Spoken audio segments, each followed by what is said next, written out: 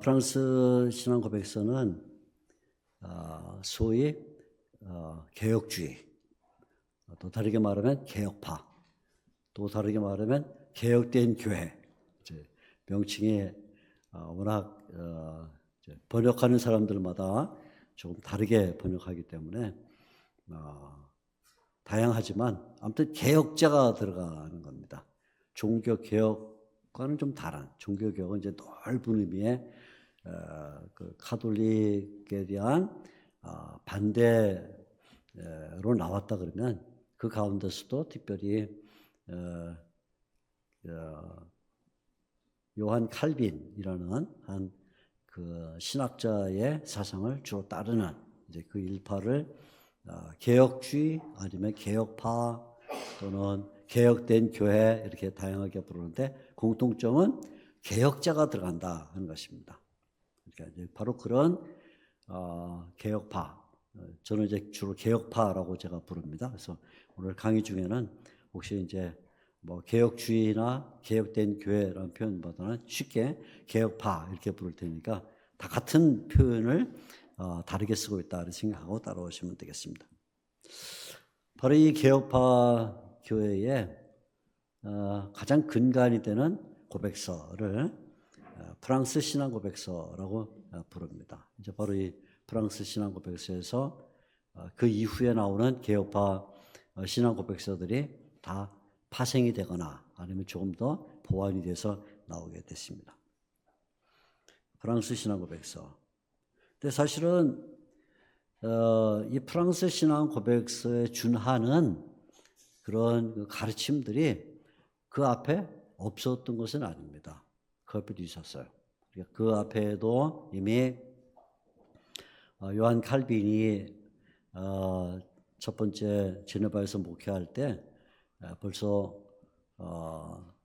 어린아이들과 그리고 또 장년들을 가르치기 위한 문답서라는 걸 만들었습니다. 그래서 선생님이 묻고 그 다음에 청중이 대답하고 이제 이런 문답서를 만들었는데 문답서와 고백서는 좀 차이가 있어요. 어떤 차이일까요?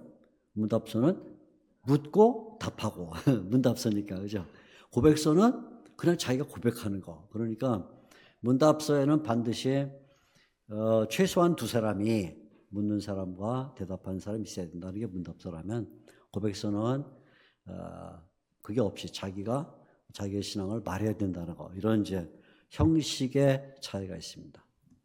형식의 차이는 또 내용의 차이도 가져올 수 있어요. 왜냐하면 묻고 답하다 보면 그 질문에 유도를 받아서 대답해야 되기 때문에 불필요한 말들이 들어가죠. 믿습니까?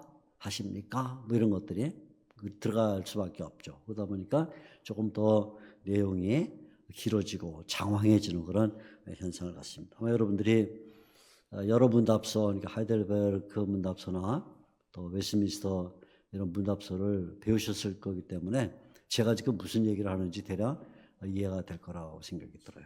근데 고백서는 그하고 좀 달라요. 고백서는 개인이 자기의 신앙을 말한다는 점에서 좀 더 단순하고 그리고 좀 명확한 어떤 문구로 작성이 되어 있습니다.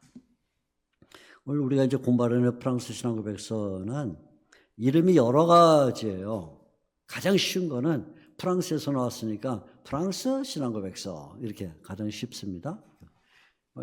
한국에서 나왔으면 한국 신앙 고백서 아니면 일본에서 나왔으면 일반 신앙 고백서 그럴 텐데 프랑스에서 나왔으니까 프랑스 신앙 고백서라는 이름을 갖고 있습니다. 근데 이 신앙 고백서가 나온 그 국가가 왕국이죠. 프랑스인데 이 프랑스라는 나라는 원래 땅덩어리를 보면 옛날 로마 시대의 속국이었어요. 식민지였습니다. 그래서 그 로마 사람들이 프랑스를 바라볼 때 그 당시 프랑스라는 이름은 없었고 로마 시대에는 뭐라고 불렀냐면 갈리아 이렇게 불러요. 갈리아.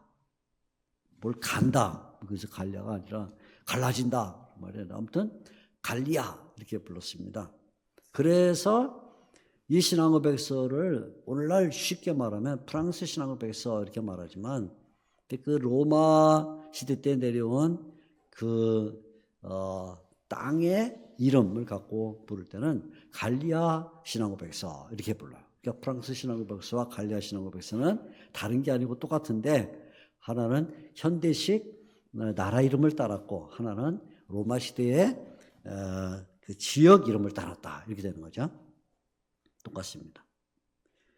그런데 이 프랑스 신앙고백서가 나오고 난 다음 모든 프랑스 신앙 교회들이 이 신앙고백서를 다 받은 게 아니고 아직도 좀 받을까 말까. 또 어떤 교회는 받아서 막 열심히 사용하는데 어떤 교회는 사용하면서도 이거 뭐 사용해도 되는가 이런 어떤 미심적인 것이 있었어요. 그래서 이 신앙고백서가 만들어지고 난 다음에 12년쯤 뒤에 프랑스 교회 제7번째 총회가 열리게 됐는데, 그러니까 이 프랑스 신앙고백서는 처음에 제1차 총회에서 나왔는데 7번째 총회가 열리게 됐는데 그 7번째 총회에서 이 프랑스 신앙고백서를 프랑스에 있는 개혁파교회는 이제 다 이 신앙고백서를 받는다 하고 공인을 하게 됐어요. 공인. 다 같이 받는다. 그렇게 제7차 총회에서 공인을 하게 됐습니다. 근데 바로 그 제7차 총회가 어디에서 열렸냐 하면 프랑스의 지금 현재 지역에 프랑스의 서쪽 바닷가, 우리식으로 하면 뭐 지금 전주를 놓고 보면 아마 군산 정도 이렇게. 군산이 바닷가 맞죠? 군산 정도. 산이 아니고 군산 잘못하면 산인 줄 아는데 바닷가인 것처럼 이렇게 서쪽 바닷가에는 한 도시에서 제7차 총회가 열렸는데 그 도시 이름이 라로쉘이라는 도시였어요. 프랑스 사람들은 이제 알자 발음을 알자로 안 하고 히자 발음하기 때문에 라호쉘 이렇게 부르는데 아무튼 라로쉘이라는 지역에서 그 7번째 총회에서 이 신앙고백서를 완전히 받아들였습니다. 프랑스 교회는 다 이 고백을 한다. 그래서 이 고백서 이름을 또 그 도시 이름을 따서 라로쉘 신앙고백서 이렇게 부르게 돼요. 그러니까 이제 학자들에 따라서 어떤 사람은 여러분 우리가 믿는 라로쉘 신앙고백서는, 그리고 또 어떤 사람 나가고 프랑스 신앙고백서는, 또 어떤 사람 나가고 갈리아 신앙고백서는, 그럴 때 아이고 우리가 믿는 게 참 많은가 보다 이 생각하는 게 아니고요. 다 하나의 신앙고백서를 여러 가지 이름으로 부른다. 쉽게 프랑스 신앙고백서, 옛날 식으로 하면 갈리아 신앙고백서, 그리고 7번째 총회에서 인준했다, 공인했다 하고 말할 때는 라로쉘 신앙고백서 이렇게 부른다. 그러니까 오늘 저도 이 특강을 드리면서 때때로 저도 모르게 라로쉘 신앙고백서 얘기하면 그러면 또 뭐 다른 신앙고백서 또 있나 보다 그러지 마시고 그 신앙고백서가 같은 거다 이렇게 생각하시면 됩니다. 프랑스의 종교개혁이 일어나서 이제 그 종교개혁을 따르는 전체 사람을 한마디로 말하면 위그노라고 해요. 위그노 이렇게 부릅니다. 제가 이제 여러 교회 가서 위그노 이렇게 강의하고 가고 그러면 이제 먼저 가서 뭐 집회하기 전에 성도님들하고 앉아서 아니면 뭐 교회 중직자들하고 앉아서 이렇게 커피를 먼저 마시고 이렇게 들어가면 제가 이제 위그노 강의하러 왔는데 어떤 분이 이렇게 저도 위그노 그 사람 잘 알고 있습니다. 이렇게 그래서 이제 그럼 이제 강의하기 전에 제가 벌써 김이 쭉 빠지죠. 벌써 그렇다고 이거 교정해 주자니 또 민망하고 안 해주자니 그래서 제 강의를 들어보면 그 사람이 어떤 사람인지 아실 겁니다. 이렇게 제가 넌치 넘어가지만 어떤 개인의 이름이 아니고 프랑스 신교 신자 총칭, 그러니까 프랑스 개혁파 신자를 총칭 위그노라고 부른다 이렇게 생각하시면 돼요. 그 이름이 어디서 나왔냐 하는 것은 또 하루 종일 또 얘기해야 되는 아주 복잡한 문제니까 그냥 프랑스 신교 신자는 뭐라고 부른다? 위그노라고 부른다.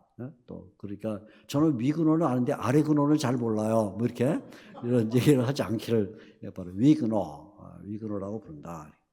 위그노는 사실은 엄격히 말하면 그 당시에 문예부흥, 그러니까 문예부흥은 이제 르네상스라 이렇게 부르는데 르네상스의 한 일환이다 이렇게 볼 수가 있어요. 그럼 그 당시 총명한 학자들, 굉장히 지식이 많고 했던 이런 인문학자들이 중세 시대를 겪고 나니까 중세 시대 때 놓친 게 많다. 뭘 놓쳤냐면 중세 이전에 있던 그런 인문학을 놓쳤다. 그래서 다시 중세 이전에 있던 고대 문헌들을 다시 한번 잘 보면 좋겠다. 이런 운동이 일어나는 게 르네상스라 이렇게 보통 말하는 문예부흥이라 이렇게 말하는데 문예부흥은 원전으로 돌아가자는 거예요. 원전 돌아가자. 그러니까 우리가 지금 뭐 철학하는 사람들은 우리가 철학을 말하는데 플라톤이라는 원전으로 돌아가 보자. 아리스토텔레스라는 원전으로 돌아가 보자. 뭐 이런 원전으로 돌아가자. 그래도 원전으로 돌아가자라는 이 말은 기독교인들에게는 어떻게 들리냐면 성경으로 돌아가자 이렇게 들린 거죠. 그죠? 원전으로 돌아가자. 기독교인의 원전은 뭐예요? 성경이죠. 그죠? 성경으로 돌아가자. 근데 성경으로 돌아가는데 일반 신자들이라면 모르지만 그래도 지식이 많은 이런 사람들은 성경으로 돌아가는데 그 성경이 어떤 성경으로 돌아가냐면 원래 쓰여진 언어인 성경으로 돌아가자. 이제 히브리어 성경, 헬라 성경으로 돌아가자 그 말이에요. 중세 시대는 주로 라틴어라는 성경을 썼는데 그거 말고 본래 언어인 히브리어 성경과 헬라 성경으로 돌아가자 이런 운동이 벌어진 거예요. 그러면서 인문학자들이 우리 일반 신자들은 그런 헬라어 히브리어 성경을 읽을 수 없으니까 우리가 그걸 직접 번역을 해서 독일 사람은 독일어 말로, 프랑스 사람은 프랑스 말로, 뭐 이탈리아 사람은 이탈리아 말로 이렇게 돌려주자 해서 원전으로 돌아가는데 지식이 많은 학자들은 헬라어 히브리어라는 원전으로 돌아가고 그렇지 못한 일반 신자들에게는 그걸 다시 번역해서 우리가 읽을 수 있는 말로 번역해 주자. 그러니까 종교개혁 이 르네상스는 뭐냐면 원전으로 돌아가자입니다. 원전으로 돌아가자.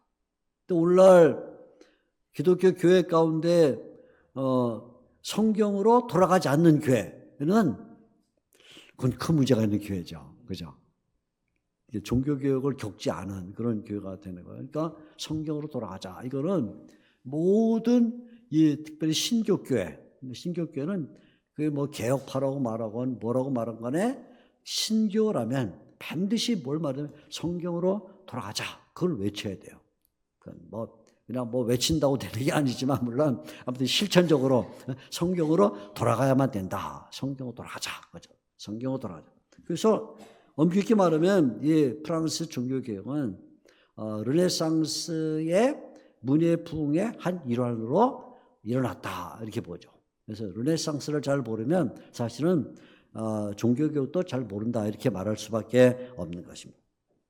그런데 특별히 이렇게 문예부흥으로 돌아가는 중에 북쪽에서 일어난 종교개혁의 영향을 받기 시작했어요. 지금 여러분이 막 찬송 부른 마틴 루터의 찬송을 불렀는데 그런 마틴 루터가 1500년 들어서면서 중세가 갖고 있는 이 신학과 그다음에 성경에서 교황제도 뭐 등등 아무튼 뭐가 문제가 많다 생각하고는 자기 혼자서 시편도 공부하고 또 로마서도 공부해 보니까 이렇게 가면 안 되겠다 해서 그 유명한 1517년 10월 31일 날 오늘 지금 14일이니까 이제 이로부터 한 16일, 17일쯤 뒤에 독일에서 이 가톨릭 교회에 질문을 던지는 소위 말하는 95개 질문지를 이제 걸었죠.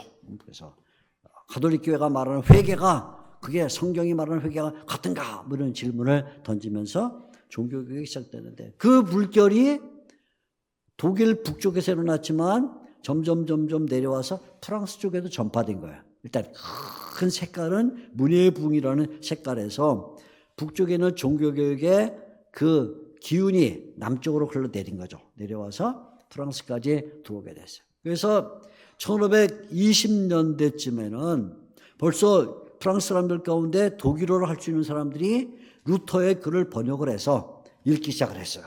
여기저기서. 특별히 대학 안에서 파리에는 소르본느 대학에는 학생들이 갔다가 루터의 그 번역을 읽으면서 야, 그렇구나. 이 카톨릭 교회가 이게 이런 문제가 있구나. 교황제도 이런 문제가 있고 성경을 잘못 이해하고 있고 어쩌고저쩌고 하면서 루터의 생각을 받아들이기 시작한 것이 프랑스 위근 운동의 첫 걸음이다 이렇게 볼 수 있어요.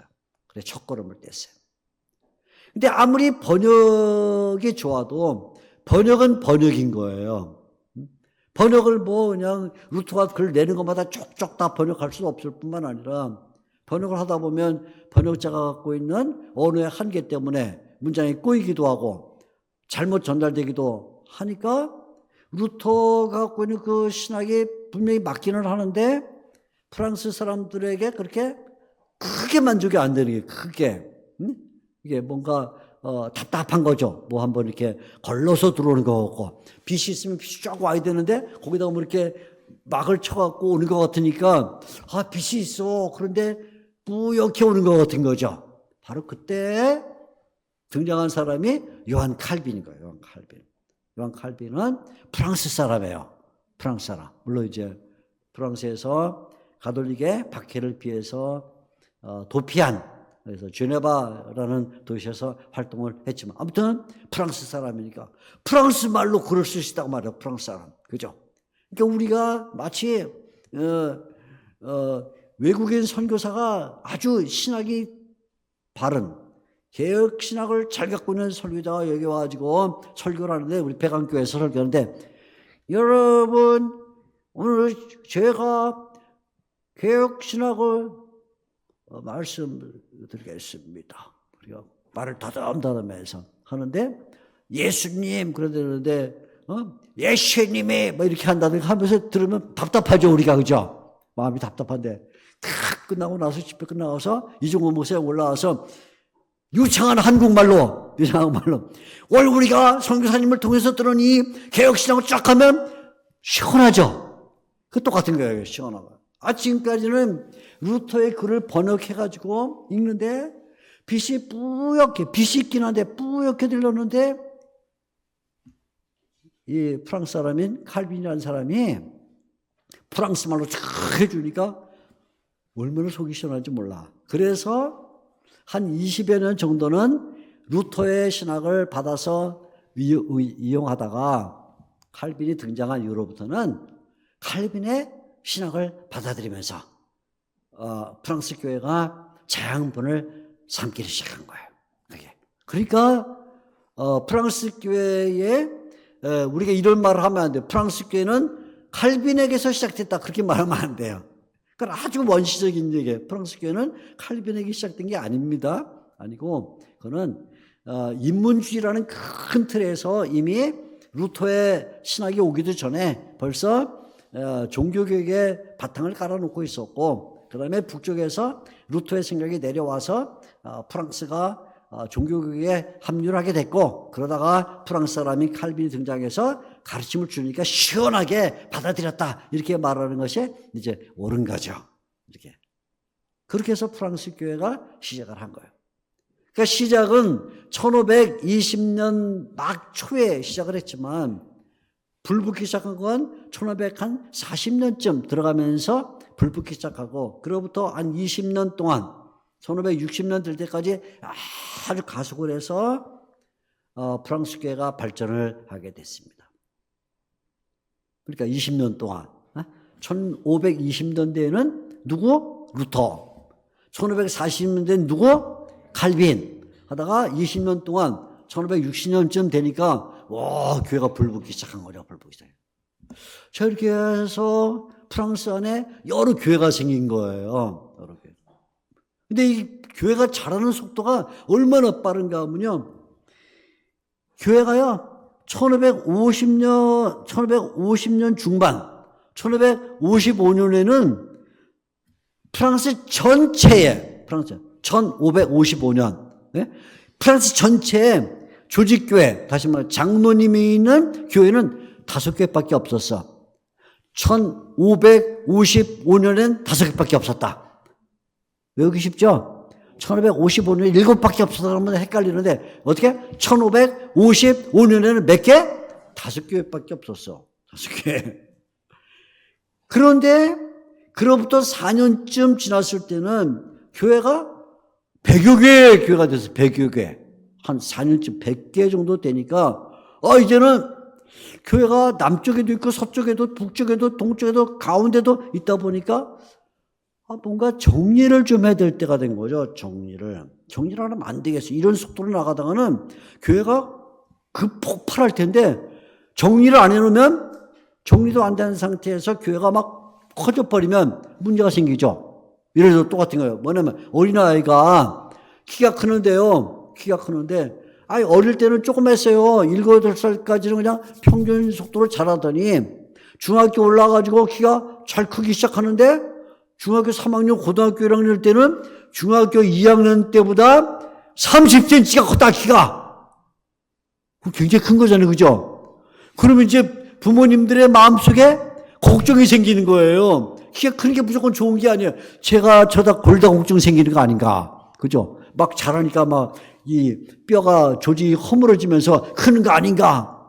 저러다가 제가 세포 분해를 너무 잘해갖고 2m 50대면 어떡하나. 이런 걱정이 생기니까 그때부터는 식단 조절해서, 간식은 안 주고, 밥도 딱 먹을 것만 주고, 하고, 이렇게 뭔가 조직을 시키는 것처럼, 1555년에는 5교회였는데, 1559년에는 100교회가 됐다? 이 속도로 나가다는 큰일 나겠는 거예요. 그러면 나중에 더 커지면, 이게 정리가 안 되니까, 안 되겠다! 정리를 해야지! 하는데, 아니냐 다를까? 정말, 그로부터 1559년부터 3년 뒤에 교회가 몇 개 되냐면 2150교회가 됐어요. 생각을 해보세요. 그러면 1555년에서 1562년까지 몇 년이에요? 산수공부도 좀 하세요. 산수공부.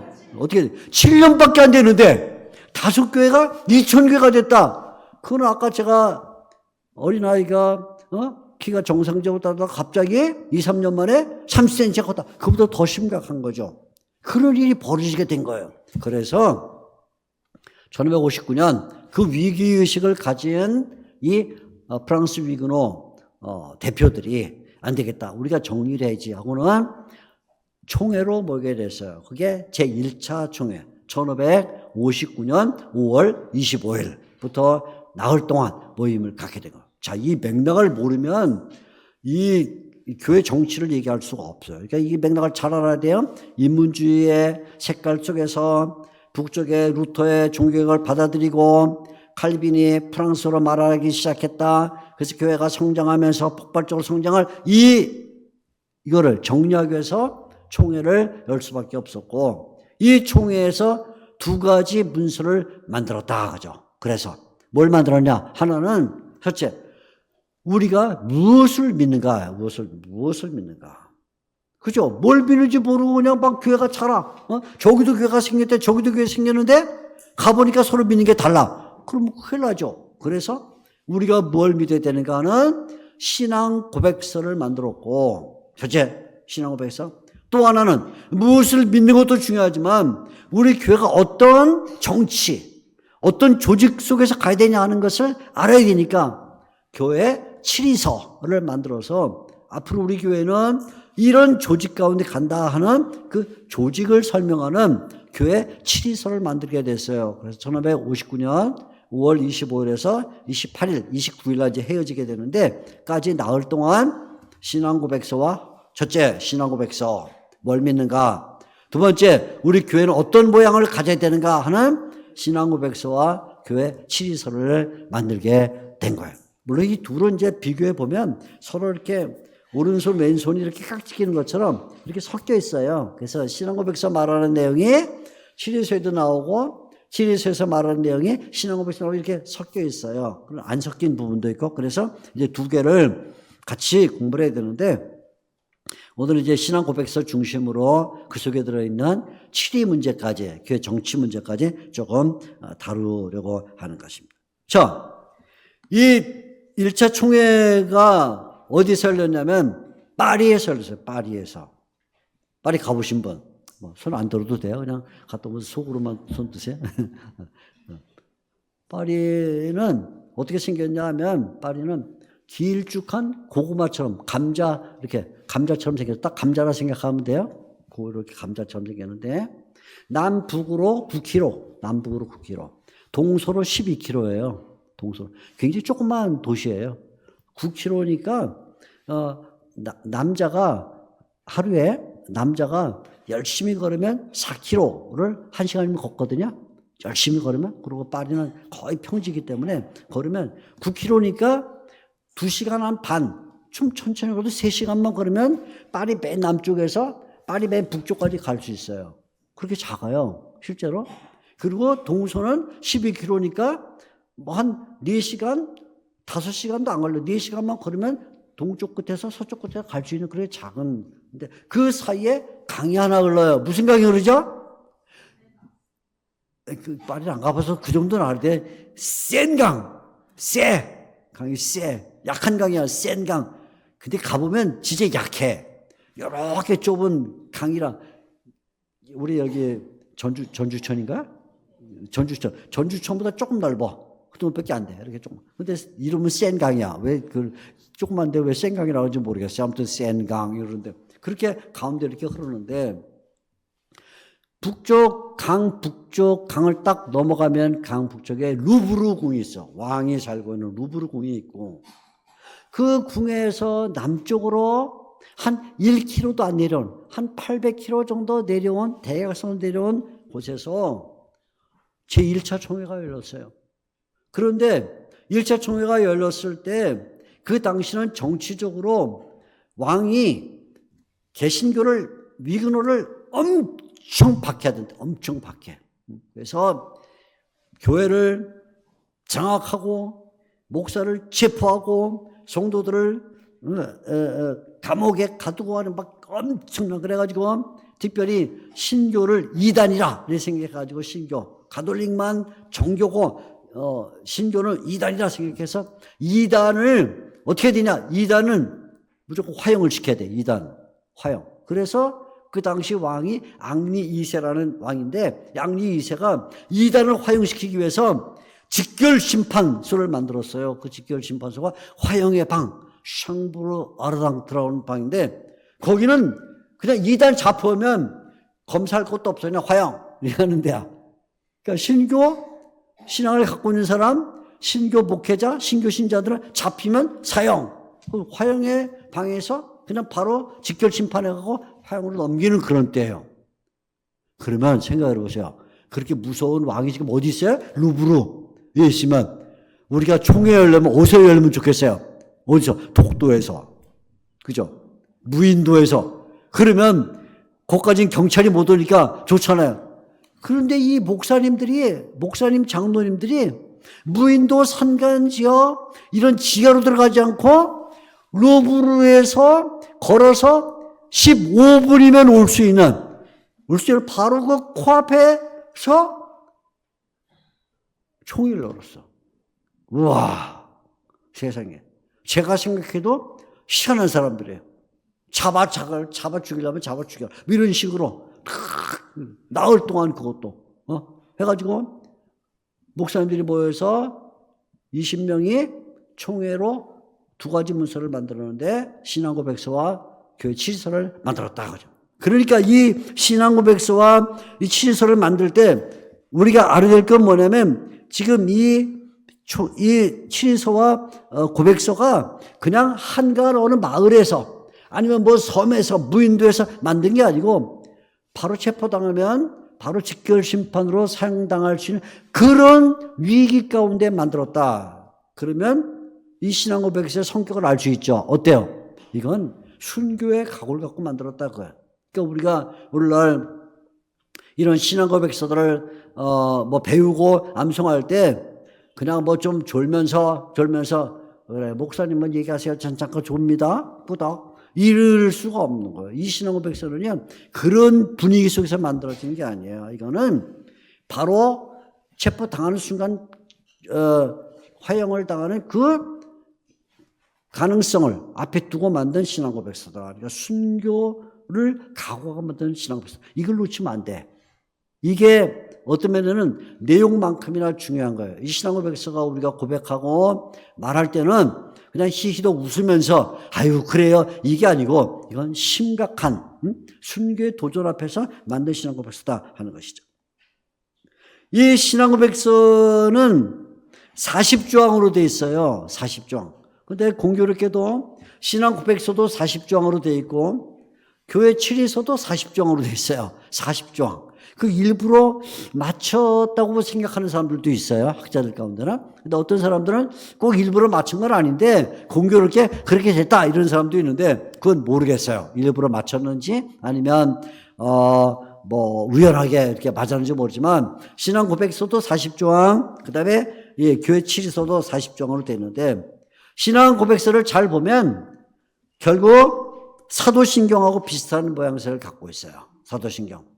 하나님에 대한 고백, 그다음에 그리스도에 대한 고백, 교회에 대한 고백, 영생과 불에 대한 고백 이런 사도신경과 비슷한 고백을 갖고 있다. 이렇게 쉽게 볼 수 있어요. 그래서 이 프랑스 신앙고백서가 아예 의도적으로 우리는 사도신경을 받는다. 그거를 말하기 위한 하나의 모범을 보인 것이 아닌가 이렇게 보는 거예요. 실제로 그 당시에 프랑스 교회는 이제 1500년 되니까 아직 뭐 우리처럼 뭐 돌트 신경이라든가 아니면 하이델베르크라든가 웨스트민스터 나오기 이전이니까 1500년 되니까 그 당시에 이 프랑스 교회는 신앙고백을 딱 3개만 받았어요. 3개.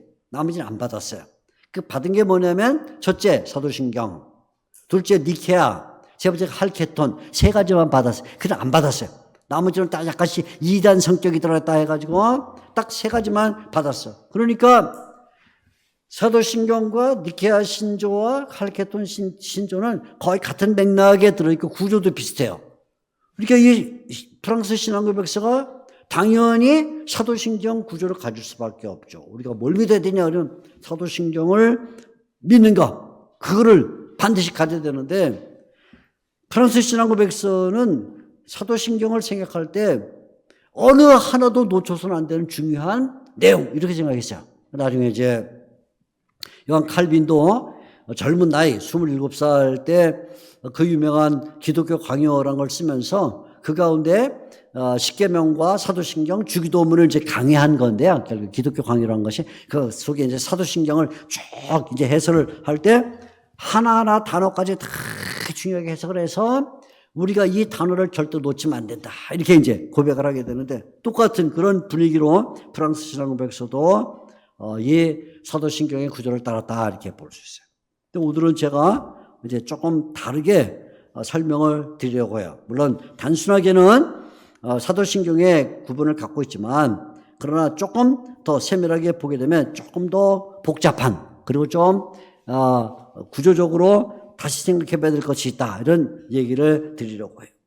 어쨌든 이 프랑스 신앙고백서는 1559년에 작성이 됐고 이 프랑스 신앙고백서의 영향을 받아서 존 낙스가 스코틀랜드 신앙고백서를 작성을 했고 기도 듀브레라는 사람이 벨직 신앙고백서를 작성하고 그 다음에 독일에서 이 신앙고백서를 받아들이고 1560년 들어가면서 하이델베르크 나오고 그로부터 한참 뒤에 웨스트민스터 신앙고백서가 나온 이제 이런 그 라인을 타게 된 거예요. 그래서 처음에 말씀드린 것처럼 개혁파 교회에서는 신앙고백서의 원조는 뭐냐? 프랑스 신앙고백서다. 근데 이제 우리나라는 이상하게 오랫동안 이 프랑스 신앙고백서를 배우질 않고 이제 벨직이나 뭐 이렇게 이제 배우다가 좀 나가면 하이델베르크 그다음에 이제 뭐 웨스트민스터 이렇게 배웠는데 프랑스 신앙고백서는 개혁파 신앙고백서의 원조다. 그리고 그 바탕을 가지고 가서 스코틀랜드, 벨기에 등등에서 신앙고백서를 만들었다는 이전 점도 좀 알아두는 게 좋습니다.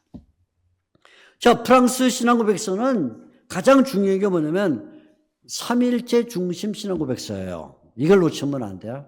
프랑스 신앙고백서는 삼일체 중심 신앙고백서다. 그러니까 이제 마틴 루터가 신앙고백서, 마틴 루터의 이제 그 신앙문답서 등등을 보면 마틴 루터가 갖고 있는 그 신앙 체계의 중심은 뭐냐면 기독론이에요. 예수님이 누구신가? 그래서 기독론 중심으로 전개가 돼요. 지금도 독일의 루터교가 갖고 있는 신앙고백서 체계는 기독론 중심의 신앙고백서입니다.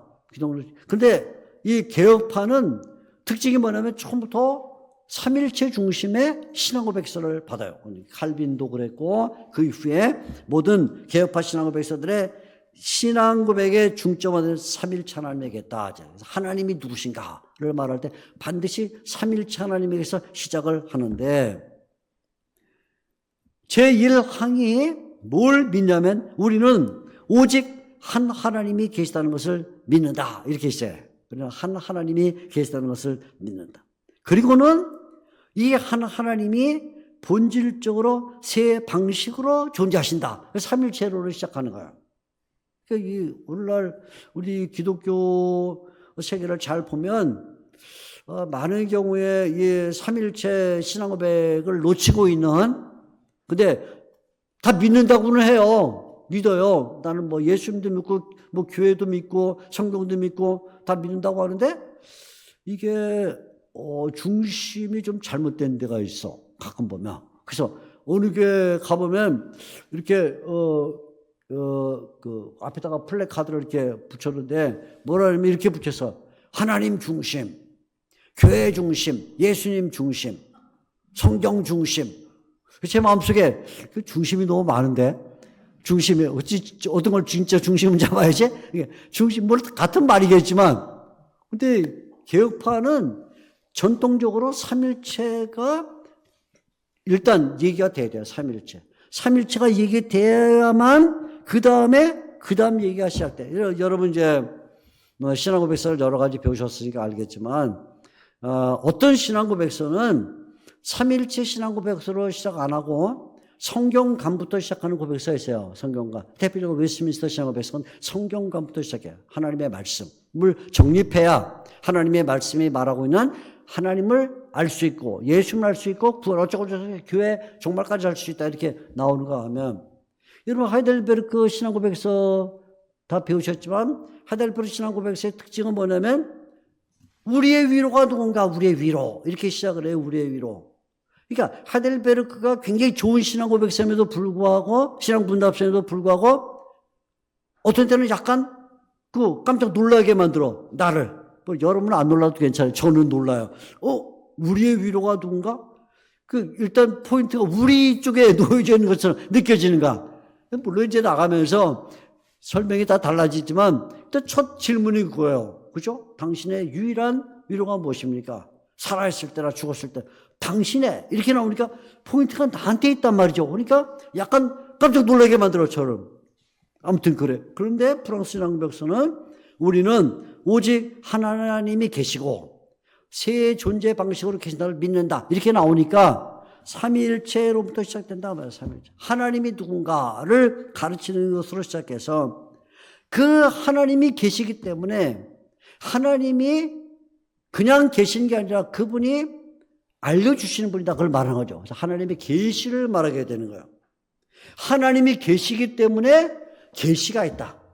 하나님이 안 계시면 계시도 없다. 그러니까 하나님이 계시다는 사실이 전제되어야만 그 다음에 하나님이 자신을 사람에게 드러내셨다는 것이 이야기되니까 계시를 말하게 되고 그 계시가 어떻게 우리에게 전달되냐 하는 과정을 말하면서 성경을 말하게 된 거죠. 성경을 말하면서 당연히 전통적으로 구약성경 39권, 신약성경 27권이라는 전체 66권을 받고 있으면서 성경의 기원이 하나님에게서 나왔기 때문에 이게 굉장히 이게 아주 예민한 문제. 성경이 하나님으로부터 나왔다. 그것이 언제나 1순위고, 그 다음에 2순위가 뭐냐면, 그런데 그 성경이 사람이 기록했다. 이렇게 나오는 거예요. 이 순서가 바뀌면 큰일 나요. 요즘도 지금 이렇게 가끔 뭐 어떤 이런 성경관에 대해서 말하는 것들을 보면 이게 순서가 바뀌어 있어. 성경은 뭔가 우리가 읽을 수 있는 인간의 글이다. 이걸 먼저 말하고, 그런데 하나님의 말씀이다. 이 두 번째로 나와. 이거는 분명히 성경을 믿긴 믿어, 그 사람이. 안 믿는 건 아니야. 근데 믿는 순서가 잘못됐다 그 말이에요. 어떻게 해요? 사람이 기록한 글인데 그게 하나님의 말씀이야. 이 말은 성경을 믿긴 믿는구나. 근데 상당한 의심을 불러일으키게 만드는 거예요. 어떤 의심? 하나님의 말씀이라는 이 사실을 두 번째로 믿고 있구나. 일단 사람의 글이라는, 사람의 말이라는 걸 먼저 믿는구나. 요즘 나오는 여러 이름의 고백서들과 여러 선언문들을 보면 그런 느낌이 와요. 성경을 믿는다 그러니까 이단이라고는 볼 수 없는데 순서를 슬쩍 바꿔놓으니까 상당히 뭔가 기분을 언짢게 만든다 그런 말이죠. 그런데 이 프랑스 나무에서는 성경이 하나님으로부터 나온 말씀이고, 그런데 그것이 인간의 말로 기록됐다 이렇게 말하니까 어제 1순위가 하나님이라고 하죠. 그래서 이 하나님의 말씀인 이 규범이 우리가 하나님께 예배하는 것과 우리가 구원 받는 것에 모든 필요한 것을 담고 있어서 여기에 무엇을 더하거나 무엇을 빼거나 그러면 안 된다 그러면서 언제나 교회는 바로 이 말씀에 의해서 점검되고 규정되고 개혁돼야 된다. 교회는요 역사적으로 타락하게 돼 있어요. 성도도요 역사적으로 타락하게 돼 있어요. 여러분, 제가 묻습니다. 여러분이 신앙생활 오래 하면 거룩해진다고 믿으십니까? 한번. 나는 이제 어릴 때 모태신앙에서 자라가지고 태어나서 지금까지 주일학교 다 다녔고, 청년부, 그 다음에, 정장년부, 그 다음에 이제 내가 이렇게 갖고 60, 70, 80, 90, 100살 되니까 내가 이제, 내가 많이 거룩해졌구나. 그렇게 믿으십니까? 우리 학교, 옛날 어른이신 박윤선 목사님이 80 정도 되셨을 때 저희가 이제 학교를 다녔는데요. 그분이요, 기도를 많이 하셨어요. 기도를 많이. 근데 그 옆에서 기도 듣고 있으면 기도가 너무 단순해. 기도가. 뭐라 하냐면 수도 없이 하나님, 80 먹은 죄인입니다. 하나님, 80 먹은 죄인입니다. 아버지, 한숨 푹 쉬, 80 먹은 죄인입니다. 그래서요, 저희는 그때 30살도 안 됐을 때거든요. 젊었을 때. 정말 막 미치겠어요. 박윤선 목사님 기도만 들으면 막 미치겠어. 아니, 이제 80살 되셨으니까 하나님, 제가 그래도 조금 하나님께 가까워졌습니다. 하나님, 그래도 제가 조금 많이 전보다 나아졌습니다. 이러면 좋겠는데 아무 소망이 없어, 우리한테. 그래서 제가 가서 박윤선 목사님한테, 목사님, 아니, 왜 기도를 하시는데 80 먹은 죄인입니다. 그렇게 기도하십니까? 우리 젊은 사람들이 소망이 없습니다. 좀 기도를 조금 나아졌습니다. 좀 거룩해졌습니다. 하나님을 좀 가까이 하게 됐어요. 이렇게 기도하시면 안 됩니까? 아무 대답도 안 하세요. 그냥 씩 웃기만 하세요. 근데 제가 이제 깨달았어요. 그렇구나. 우리가 나이가 많아서 100살 죽을 때쯤 되면 그때 하나님 앞에 떳떳이 서고, 하나님, 제가 이제 많이 거룩해졌는데 이제 천국 갈 수 있겠죠? 그런가? 아니고, 성화란 말은 성화란 말 어떤 면에서 약간의 속임수가 들어있어요. 이 단어. 거룩하게 된다. 성화잖아요. 그러니까 이 말씀에 내가 시간이 지나면 기도 많이 하고 하나님의 말씀을 많이 읽고 내가 믿음 생활 잘하고 교회에서 봉사 많이 하고 개업파 신조를 막 달달 외우고 성경을 암송하면 내가 거룩해진다? 물음표 하나, 물음표 둘, 물음표 셋, 곱하기 100, 곱하기 10,000, 쫙 곱하기야. 거룩해진다? 물음표 무한대. 거룩해지지가 않아. 사도 바울이 성경을 통해서 우리가 알려준 내용은 뭐냐면, 바울이 마지막에 고백은 내가 죄인 중에 괴수다. 첫째다. 죄인 중에 첫째다. 죄인 중에 짱이다. 그 말이에요. 요즘 애들 말로 하면. 죄인 중에 괴수다. 그 말은 죽을 때가 되면, 나이가 많아서 마지막 순간에 오면 그때가 내가 하나님 앞에서 인생산 중에 가장 큰 죄인인 시간인 걸 아는 거야, 그때. 성경이 우리에게 그걸 알려주는 거예요. 수도 없이 우리에게 와서 우리를 위로하기보다는 성경은, 잘 들으세요. 이게 프랑스 신앙백사 우리에게 알려주는 중대한 성경관 중에 하나가 뭐냐면, 우리를 점검하고 우리를 규정하고 우리를 개혁한다 이렇게 말할 때 성경이, 이 말은 뭐냐면 성경이 우리에게 와서 야, 너 하나님의 백성이야, 그러니까 이제 좀 어깨 피고 살아, 너 지금 하나님의 자녀니까 이제는 좀 웃으면서 살아, 그렇게 말하지 않고 마지막까지 성경은 우리를 점검해. 점검. 네가 죄인이야 하고 알려줘. 그러니까 너는 바뀌어야 돼, 마지막 순간까지 개혁돼야 돼 하고 말하는 거예요, 성경이. 왜? 하나님의 말씀이니까. 하나님 앞에 나를 세우면요, 하나님 앞에 마치 촛불이 있는데 촛불 멀리 있으면 내가 좀 김치국물 흘리고 고추장이 묻어도 촛불 멀리 있으면 잘 안 보여, 그죠? 그런데 촛불 가까이 가면 이거 보여. 이거 뭐야, 이거 흘렀네? 보여. 하나님하고 좀 멀리 있으면 내가 잘 안 보이니까 깨끗해 보여, 내가. 하나님과 멀리 있으면. 그래서 하나님하고 먼 사람일수록 자기가 의인이라 그래. 나는 의인이야. 하나님 말씀이 안 들리니까 점검을 안 해. 그러니까 하나님하고 멀리 있을수록 지가 잘났다 그러는데, 하나님 쪽에 가까이 갈수록 내가 보여요. 내가 정확하게. 내가 영적으로, 사회적으로, 인격에 더럽다니까 하나님 쪽으로 가까이 갈수록 뭘 고백하냐면 나는 정말 죄인이구나. 그걸 고백해. 하나님의 말씀이 멀리 있으면요, 하나님의 말씀이 멀리 있으면 내가 점검이 안 돼요. 그런데 하나님의 말씀을 가까이 하면 그 성경이 나를 점검하고 규정하고 개혁한다. 개혁한다네, 성경관. 프랑스 신앙박사의 아주 무서운 점이 바로 여기 들어있어요. 이 하나님의 말씀이 우리에게 왔다, 그죠? 이 왔다. 거기서 개혁을 안 할 수가 없는 것이죠.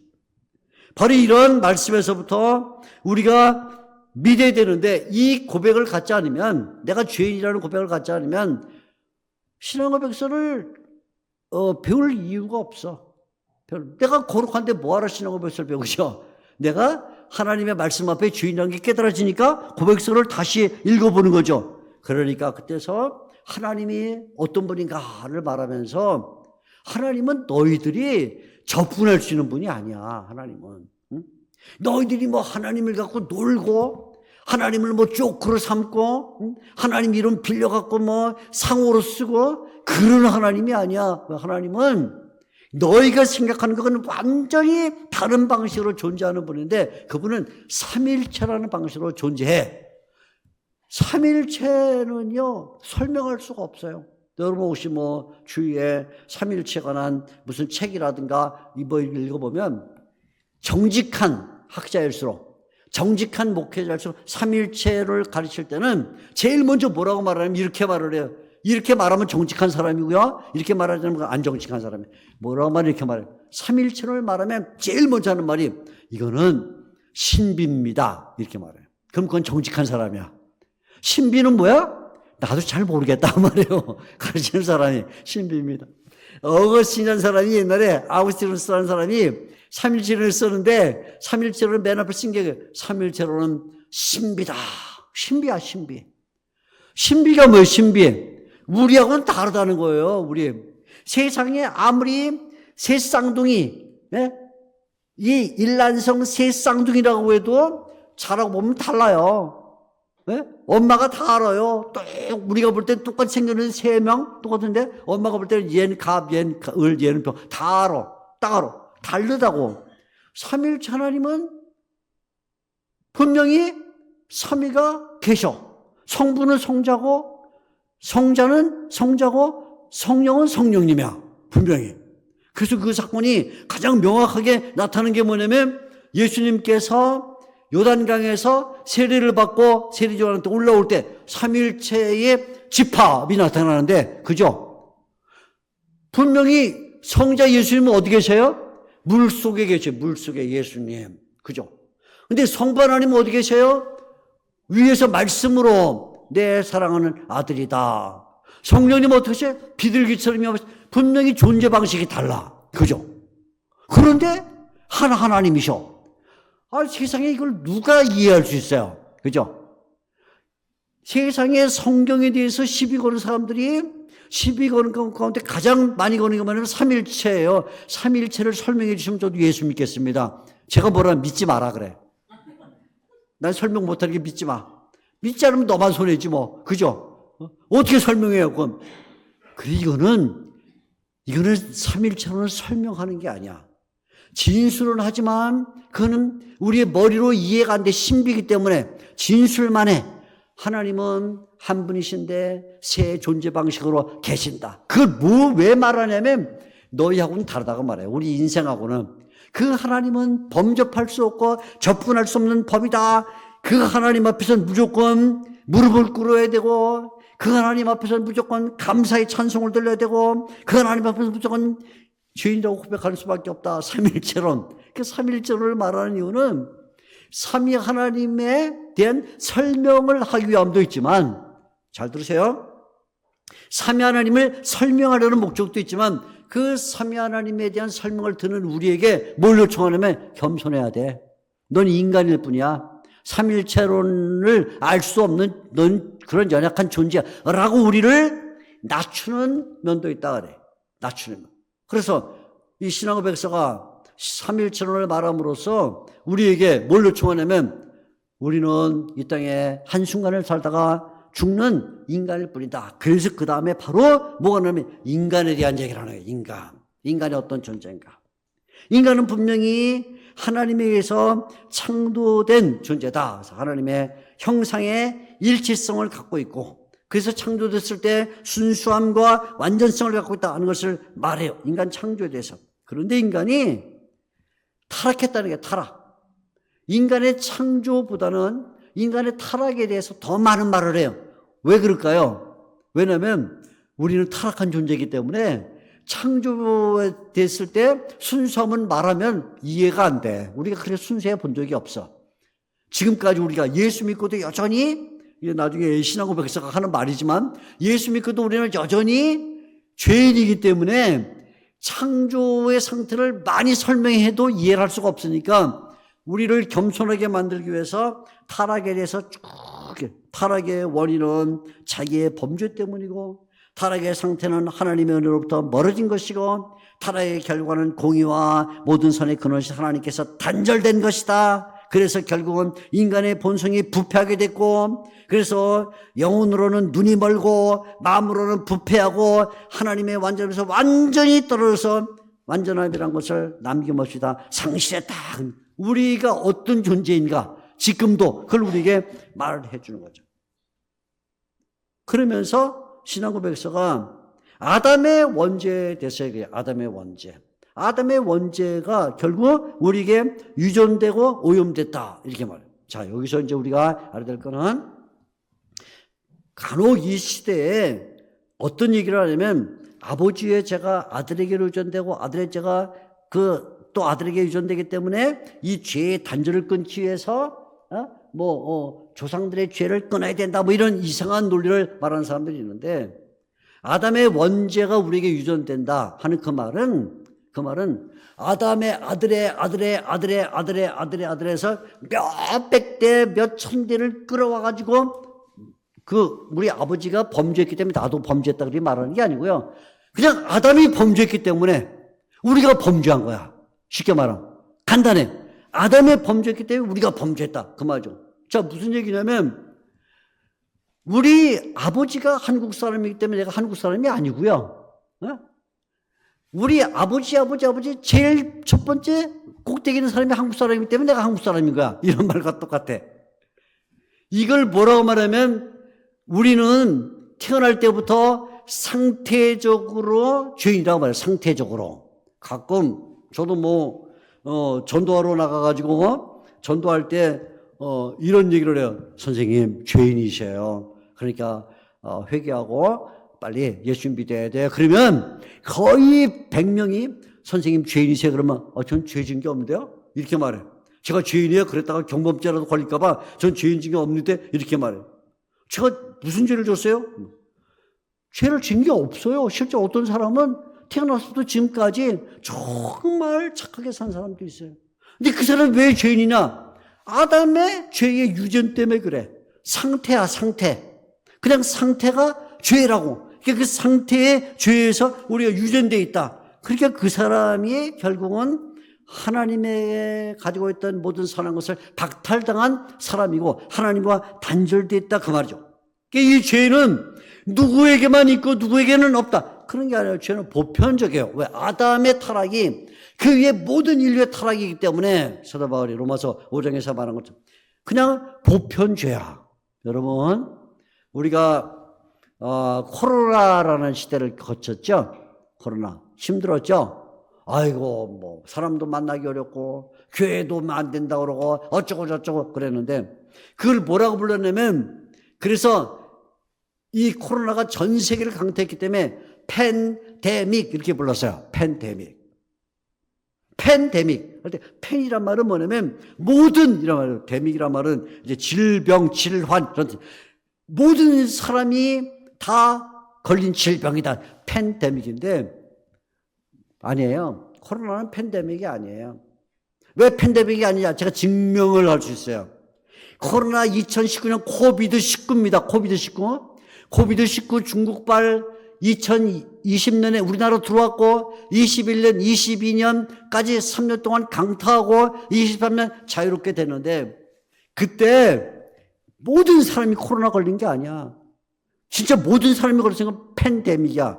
근데 모든 사람이 걸린 게 아니야. 왜? 나는 안 걸렸거든요. 내가 안 걸렸어요, 내가. 우리 집사람도 안 걸리고. 그럼 팬데믹에서 마이너스 2야. 그죠? 안 걸린 사람이 더 있으면 마이너스 3, 마이너스. 그럼 팬데믹이 아니야. 인류의 역사 가운데 팬데믹은 오직 한 번밖에 없어. 오직 한 번. 뭘까요? 노아의 홍수? 아니에요. 노아의 홍수도 아니에요. 왜요? 노아의 홍수 때 노아와 그 가족 8명이 살아남았어요. 팬데믹이 아니야. 마이너스 8이야, 팬데믹에. 그런데 인류의 역사에서 유일한 팬데믹이 뭐냐면 아담의 타락이에요. 아담의 범죄. 아담의 범죄로 말미암아 누구도 그 범죄에서 벗어나지 못하고 다 죄를 져서 아담 한 사람이 범죄하심에 모든 사람이 죄를 졌다라고 바울이 말하는 게 세상의 역사에 유일하게 팬데믹은 한 번밖에 없어. 그러니까 팬데믹이란 말을 코로나에 쓰면 안 돼요. 엄격히 말하면. 네? 나는 안 걸렸으니까요.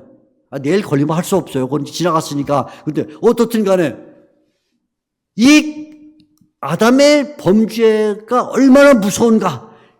모든 죄의 보편성을 말하면서 인종과 연령을 가리지 않고 전인종에게 신생아부터 시작해서 죽기 직전에는 모든 사람까지 다 죄다. 죄다. 그런데 하나님은 그렇게 인간이 죄를 지은 그 전에 하나님이 예정을 했다는 예정. 이중 예정. 그래서 하나님이 일부는 구원하시고 얼마는 그냥 멸망에 두시기로 작정을 했다. 그런데 프랑스 신앙백성에게 아주 놀라운 건 뭐냐면 이런 말이에요. 그러면 하나님께서 우리를 어떤 일부는 구원하시기로 작정하시고 어떤 일부는 구원하시지 않기로 작정하셨다 그러면 우리 마음속에 구원받기로 작정된 나는 구원받기로 작정 안 된 저 사람보다 낫네 라고 생각하면 안 된다 그래요. 안 된다. 프랑스 신앙백서가 이런 점에서 굉장히 그 예리한 면을 우리에게 보여주는데 이것은 하나님이 우리에게서 베푸신 은혜일 뿐이지 우리가 무슨 행위를 했거나 심지어는 하나님께서 내가 이 세상에 태어나면 나중에 예수님 이후 2000년 뒤에 조병수라는 사람이 세상에 태어나면 그 사람이 앞으로 선한 일을 행할 것을 아시고 우리를 예정한 게 아니고 이거 잘 들으셔야 돼요. 예정론에서 아주 중요한 건 뭐냐면 우리의 행위로 예정받은 건 아니다. 그건 다 알고 있는데 그래도 하나님이 내가 선한 일을 행할 것은 아시고 그 예지라 그래. 내가 선한 일을 행할 것은 아시고 그 선한 일을 행할 것을 아셨기 때문에 날 예정은 하셨겠지. 그것도 아니라는 거야. 이건 전적으로 하나님의 은혜다. 그래서 프랑스 신앙부에서 뭘 강조하냐면 이 예정은 하나님의 선행, 하나님이 앞서 행하신 것이지 그 이후의 것은 없다. 그의 것은 없다. 우리 자신도, 우리의 본성도, 우리의 환경도 우리가 예정받는데 아무런 작용을 하지 않는다. 이렇게 말하는 거죠. 그러면 이런 이 구원의 길에 그 예정이 나에게 유효하게 된 데는 어떤 통로가 필요하냐? 그래서 예수님을 얘기하는 거예요. 그 통로가 누구냐면 바로 예수님이다. 그 말이에요. 선택 작정이 예수 그리스도 안에서 이루어졌다고 말이죠. 그래서 예수님에 대하여 쭉 얘기를 하면서 예수님의 성육신, 예수님은 육체를 가지고 오셨다. 자, 육체를 갖고 오셨다 할 때 이제 이 신앙 고백서가 우리에게 중요하게 알려주는 내용이 있는데 삼일체에서 한 하나님이 세 존재 방식으로 계신다. 이거는 그냥 외워야 돼요. 따라 한번 해보세요. 본질은 하나인데 세게 본질은 하나인데 존재 방식이 셋이다. 이게 이제 아주 그냥 삼일체론의 가장 간단한 명제. 본질은 하나인데 존재 방식이 셋이다. 이건 설명할 수가 없어요. 그래서 뭐다? 신비다. 그냥 외워야 돼. 자꾸 외우다 보면 그냥 몸에 배. 그래서 존재 방식은 하나인데 본질은 하나인데 존재 방식은 셋이다. 이게 그냥 아는 것 같이 돼. 아는 것. 그렇게 몸에 배야 돼. 그런데 이 세 존재 방식이 본래는 어떤 존재 방식이냐면 영적 존재 방식이에요. 영적 존재 방식. 하나님도 영, 성령님 당연히 영, 예수님도 영이셨는데 이 세 존재 방식 가운데 유일하게 예수님만 존재 방식에 어떤 변화가 일어나는데 육체를 가지신 거예요. 그걸 성육신이라 이렇게 말하는 거예요. 성육신을 가졌어요. 그래서 예수님이 성육신을 가지심으로써 예수님의 영원하신 존재가 육체라는 형태를 가져요. 육체라는 형태. 그럼 만질 수가 있는가? 제자들이 같이 보기도 하고 같이 잠을 자기도 하고 같이 배를 타기도 해요. 그리고 예수님이 크기를 가졌어요. 크기. 뭐 예수님의 키가 얼마인가는 우리가 추정할 수 없지만 아무튼 대략 보통 유대인들이 가지는 키, 형태를 갖고 있고 형태가 뭐야? 양쪽에 팔이 있다. 위에 머리가 있고 아래 다리. 이 형태를 갖고 있고 크기가 있어. 크기. 그리고는 속성을 알아야 속성. 속성이란 뭐냐면 인성을 가졌다. 인성. 그분도 밥을 안 잡수시면 배가 고프고 물을 안 마시면 목이 마르고 길을 너무 많이 걸으면 지치고 우리가 요한복음 4장에서 보는 것처럼 예수님도 인간과 같은 속성을 가졌다 그 말이죠. 그래서 예수님이 육체를 가지셨을 때 그 동안에 존재 방식에 특이한 일이 벌어진 거예요. 존재 방식에. 다 영으로 계셔야 되는데 육체를 가셨다 그 말이죠. 그래서 이 예수님이 육체를 가지고 있는 동안에 인성을 가지게 돼서 예수님은 두 개의 성품을 가지고 있다. 그죠? 인성과 신성을 갖고 있다 그 말이죠. 그래서 신성이 인성 가운데 들어오시면서 형태와 크기와 속성을 가졌다. 그렇다고 해서 신성이 손상되거나 망가진 게 아니다 이거죠. 그래서 예수님이 우리와 같은 아픔을 이해하시게 됐다는 거예요. 자, 이게 이제 우리가 이 신앙고백에서 배워야 될 겁니다. 예수님이 우리와 같은 아픔을 이해하시게 됐다. 똑같은 감정을 가지시고 그래서 우리가 병에 걸리면 그 아픔을 아시고 우리가 배를 고프면 그 배고픔이 뭔가를 아시는 분이 됐다. 그 말이죠. 그러니까 예수님이 이런 인성과 신성의 양성을 가지고 계시기 때문에 결국 우리의 문제를 해결하는 중보자가 되셨다는 거예요. 이 중보자가 있기 때문에 우리에게 구원이 가능하게 된 것이죠. 그래서 예수님께서 우리를 구원하시기 위하여 화목의 길을 가셨는데 십자가의 길을 가셨다. 화목의 길을 가셔서 우리와 하나님을 화목시키는 일을 했는데 이때 예수님께서 이 화목의 길을 가기 위해서 예수님 자신이 순종의 길을 갔다는 거예요. 순종. 자, 이 순종이란 말이 굉장히 중요한 말입니다. 분명히 예수님께서 우리를 구원하실 때 구약적 방식으로 하게 되면 구원의 방식 가운데 죄를 지으면 제사를 드렸어요. 그죠? 양이나 아니면 뭐 비둘기나 아니면 송아지라든가 이렇게 드렸는데 예수님 자신이 이 구원의 길에서 순종의 길을 간 것은 결국 그것이 우리의 모든 허물을 단번에 영원히 덮는 길이 됐다. 그렇게 되는 거죠. 그래서 히브리서가 말하고 있는 것처럼 제사를 드려서 양이나 소는 그는 그 한시적으로 죄의 문제를 해결하지만 예수님이 십자가의 길을 가심으로써 단번에 영원한 화목을 이루셨다. 그게 뭐냐? 하나님의 구원의 방식에 그리스도의 순종이라는 거예요. 여기에서 그리스도의 중보라는 것이 가능하게 됐다. 이렇게 말합니다.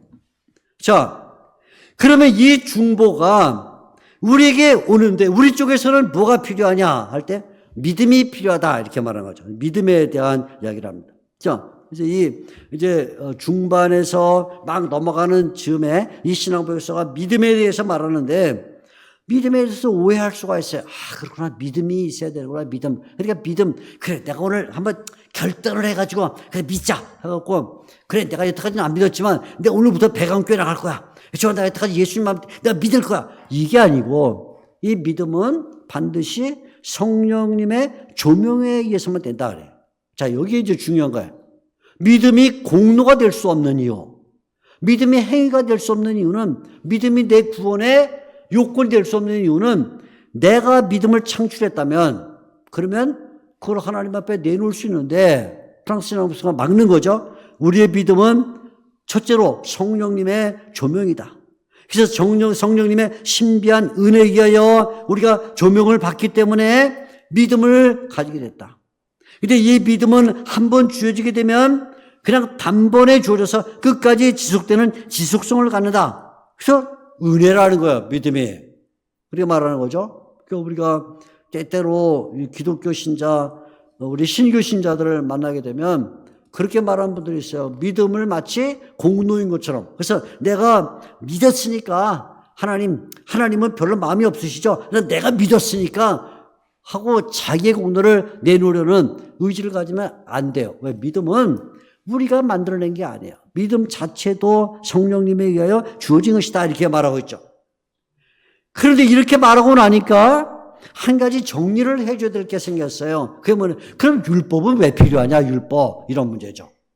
율법은 지금도 유용하냐? 안 하냐? 이런 문제가 생기는 거예요.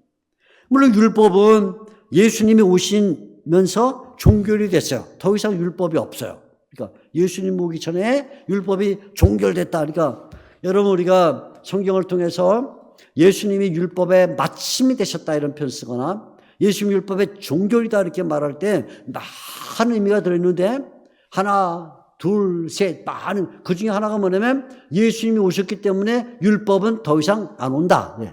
종결돼서 안 와. 끝났어.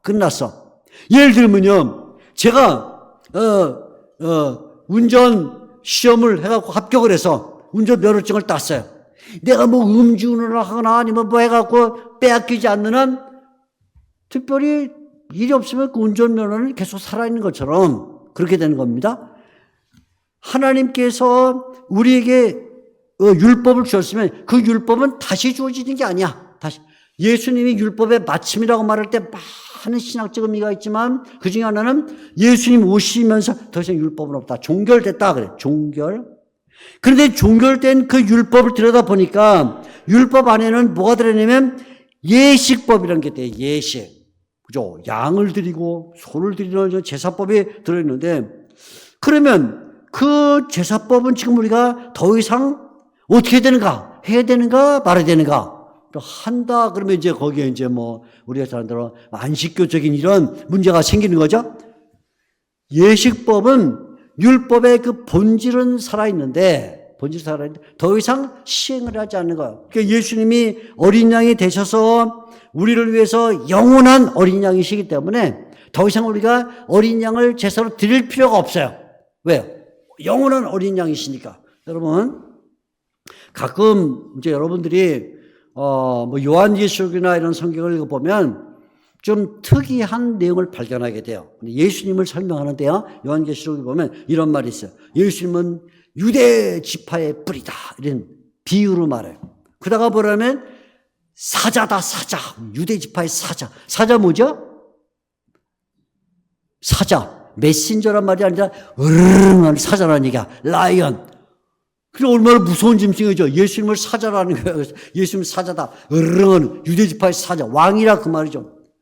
그런데 이상하게도 그런 비유를 쓰다가 어떤 비유가 나면 예수님은 죽임당한 어린 양이다. 이런 비유가 나와. 그러면 요한계시록을 읽으면서 의아한 생각이 드는 거야. 아니, 예수님이 사자라 그러면 사자, 이 사탄 마귀의 권세와 싸우고자 이기는 굉장한 분이라 사자다 그랬는데, 아니, 어느 부분은 왜 또 예수님이 어린 양인데, 그것도 그냥 어린 양이 아니라 왜? 죽임당한 어린 양. 죽임당한 어린 양이라는 거야. 이게 뭔가 할 때 두 가지 이미지가 요한계시록에 드러나요. 하나는 예수님이 결국 승리자이시지만 승리자이신 예수님이 왜 승리자냐면 그분의 죽음이 하나님의 보좌 앞에 영원토록 유효하기 때문에. 예, 영원토록 유효하기 때문에. 그러니까 율법이 제사를 드려라 했던 구약시대의 율법이 예수님이 마침이 되심으로써 예수님이 영원한 제사의 제물로 하나님의 하늘 성전에 드려져 있기 때문에 우리는 제사를 드릴 필요가 없는 거예요. 그런데 그 제사가 드려져 있으니까 우리의 율법이 유효한 거예요. 우리에게. 잘 이해가 안 되시죠? 다시 말하면 예수님이 제사장이시면서 제물이시기 때문에 스스로 제사장이셔. 스스로 제물이셔. 그러면서 우리를 대신한 제물이 되어주셨으니까 우리가 다시는 제물을 드릴 필요가 없다. 율법은 본질이 변하잖아요. 제사를 드려야 된다. 근데 그 제사를 드리는데 누가 드리냐? 예수님이. 누가 제물이 되는? 예수님이. 그러니까 다시 제사를 드릴 필요가 없죠. 그래도 잘 이해가 안 되세요? 그러면 다르게. 자, 예수님이 우리를 대신해서 율법을 다 지켜줬다 그 말이에요. 그러니까 우리는 율법을 지키지 않아도 예수님이 지켜주셨기 때문에 법을 지키게 됐다. 그래도 이해가 안 되죠? 그래서 이제 제가 쉬운 예를 들면 오늘 우리 백안교회까지 오기까지 전주미래교회에서 백안교회 오는데 우리 집사람이 옆에 조수석에 앉아서 왔어요. 조수석에 와서. 우리 사람이 계속 얘기해. 여보, 그때 오늘 백안교회 가면 뭐 목사님 만나고 저렇게. 근데 나는 운전을 지금 신경 쓰고 30km 가서 30km 딱 가고 50km 50km 가고 빨간불 쓰세요. 파란불 쓰세요. 우리 사람은 전혀 안 지켜. 전혀. 계속 얘기하고 있어. 뭐 잠깐 졸기도 하시고 가끔 또 얘기하시고 목사님 얘기도 사모님 그래서 와. 자, 그러면 우리 집사람은 교통신호를 지켰나요? 안 지켰나요? 안 지켰죠? 안 지켰어요? 지켰죠? 지켰어요? 아니, 뭐, 도대체 뭐야, 도대체. 뭐, 지켰어, 안 지켰어? 지켰다고요. 누가 지킴으로써? 내가 지킴으로써. 옆에 앉아서 교통신호를 다 같이 지킨 거야. 예수님이 어린 양으로 하나님의 성전에 영원토록 제물로 드려져 있기 때문에 우리가 다시 제물을 드리지 않아도 그분의 제물 드리심이 우리가 거기에 편승해서 제물을 드리게 되니까 우리는 율법을 지키고 있어요, 안 지키고 있어요? 지키고 있어요. 여러분, 많은 사람들이 이 문제에서 잘못되게 우리는 율법을 안 지킨다. 그거는 뭐가 되냐면 반율법주의자, 율법 폐기론자가 된다고. 네. 전통적으로 개혁파 교회가 우리는 율법을 지키는 사람이다 하고 말해요. 우리는 누구에 의해서? 예수님에 의해서 율법을 지키고 있는 거예요. 우리는 다만 조수석에 앉은 사람이 운전자에 의해서 지키고 있는 것처럼 지키고 있지만 지키고 있는 거라고. 그죠? 그러니까 바로 그 얘기예요. 율법 가운데 예식법이 있는데 우리는 이 예식법의 율법의 본질은 그대로 있지만 우리가 지키지는 않는다. 왜? 예수님이 율법의 마침이 되셨으니까. 그렇게 말하는 거죠. 그러나 율법 가운데는 도덕법이라는 것이 있다. 도덕법. 예를 들어 음행하지 말라, 살인하지 말라, 도둑질하지 말라. 그것은 우리의 삶을 통제하고 하나님의 약속이 우리에게 실현되는 것이기 때문에 언약 백성으로서 그 율법의 효용성이 그대로 우리가 지켜야 된다. 그렇게 말하는 거죠. 그러니까 율법 가운데 하나는 예식법이란 것은 예수님에 의해서 우리가 지키고 있기 때문에 율법의 본질이 그대로 남아있고, 도덕법이란 것은 실제로 우리가 삶에서 지켜야 되는 우리의 삶을 통제하는 법이기 때문에 그 효용성이 그대로 지켜지고 있다. 그렇게 말해요. 이게 구원의 도리와 관련해서 율법에 대하여 우리에게 알려주는 아주 중요한 내용이에요. 그리고 나면 이렇게 구원받은 사람들이 이루는 게 뭐냐? 그게 교회라는 거예요. 교회. 그래서 마지막 부분에 교회에 대한 얘기를 하는 거죠. 교회가 뭐냐? 자, 여러분, 우선 우리가 이 교회에 대해서 얘기할 때 주의해야 될 게 있어요. 오늘날 이 교회론을 잘못 얘기하는 사람들은 이렇게, 교회는 뭔가? 교회는 회중의 모임이다. 교회는 성도의 모임이다. 이렇게 말하는 것은 맞는 것처럼 보이는데 굉장한 오해를 불러일으키고 있어. 다시 잘 들어요. 여러분 주위에도 아마 뭐 직장 동료든지 뭐 아는 사람들 가운데 가끔 그런 얘기 하는 사람, 교회는 뭔가? 교회는 신자들의 모임이다. 그 말이 맞는 것 같은데요. 굉장히 오해를 불러일으켜요. 엄격히 말하면 교회는 신자들의 모임이 아니고요. 하나님이 부름 받은 사람들의 모임이야. 정확하게 말하면. 하나님이 부르지 않으면 모임이 의미가 없어. 그냥 우리끼리 모이면 아무 의미가 없어. 하나님의 부름이 전제돼서 그 반응으로 모인 게 교회이기 때문에 구원이 전제되지 않으면, 지금 여기 이 프랑스 신학 것처럼 구원이 전제되지 않으면 모임이 뭐가 되면 사교 집단이 되는 거예요. 그냥 교제 집단, 아니면 연합회, 아니면 친목단체, 동창회가 되고 마는 거예요. 우리가 구원받았기 때문에 하나님이 구원받은 자들을 언약 가운데 묶어서 불러주셔서 거기에 교회가 형성됐다. 이렇게 교회론이 시작돼야 되는데, 자, 그러니까 교회는 하나님이 불러서 하나님의 구원 가운데 이루어졌다면 거기는 반드시 있어야 될 게 있다. 그게 뭐냐면 질서예요, 질서. 왜? 아버지가 계시기 때문에. 그죠? 주인이 있기 때문에, 왕이 계시기 때문에 질서를 지켜야 돼. 만일에 그냥 교회가 신자들의 모임이다 그러면 질서 필요 없어요. 우리끼리 모여가지고 우리가 예배를 드리건 말건, 예배를 이따위로 드리건 드리다 말건, 아니면 졸건, 우리끼리의 모임인데, 그렇죠? 하나님 아버지께서 우리를 불러서 모여있기 때문에 하나님 아버지께서라는 이 대전제하에 모여있으니까 거기는 반드시 질서가 필요하다. 이 질서를 잡으려면 뭐가 있어야 되냐면 말씀이 있어야 돼요. 말씀이 없으면 안 된다는 거예요. 그러니까 우리가 모여서 찬송 부르고 기도하고, 기도하면서 콧물 흘리고 찬송 부르면서 감동이 오고 다 좋지만 말씀이 없으면 질서가 없다. 그래서 질서에는 반드시 말씀이 있어야 되는데, 말씀을 강조하기 때문에 뭐가 필요하냐면 목사가 필요하다는 거예요. 목사. 그래서 이 프랑스 신앙고백서가 1559년에 만드는 이 첫 번째 이 총회에서 치리에 대해서, 정치에 대해서 말하면서 이렇게 말해요. 목사가 있어야 된다. 교훈을 책임지는 목사가 없이는 교회가 존속할 수가 없다. 이 말을 잘 들어야 돼요. 오늘날이요, 목사가 없어도 교회가 있을 수 있다, 이런 사람이 많아요. 왜? 목사가 있으니까 불편해요. 왜 불편해? 목사님 맨날 예배 드리지 마세요. 졸지 마세요.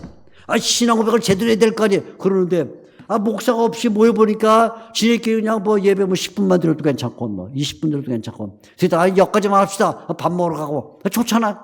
목사가 없으니까 편해요. 그럼 자기네끼리 성경 연구해가지고 와서 학박사, 대학 교수, 변호사, 의사 한 사람이 좋단 말이죠.